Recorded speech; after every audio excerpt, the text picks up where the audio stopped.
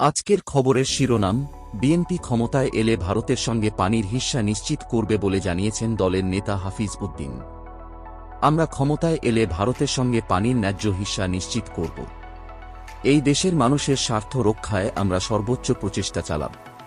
এখানে উল্লেখযোগ্য যে, বাংলাদেশ ও ভারতের মধ্যে বেশ কিছু নদী পানির বণ্টন নিয়ে দীর্ঘদিন ধরে আলোচনা চলছিল।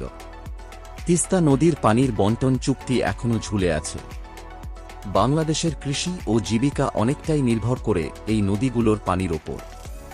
হাফিজ উদ্দিনের এই বক্তব্যের পর প্রশ্ন উঠেছে, বিএনপি কি তাহলে ক্ষমতায় এলে নতুন কোনো উদ্যোগ নেবে?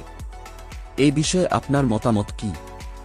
আপনাদের কি মনে হয়, বিএনপি ক্ষমতায় এলে বাংলাদেশের পানি সমস্যার সমাধান হবে? আপনাদের মতামত জানান কমেন্টে। এই ধরনের আরও আপডেট পেতে সাবস্ক্রাইব করুন আমাদের চ্যানেলে এবং বেল আইকনটি ক্লিক করুন।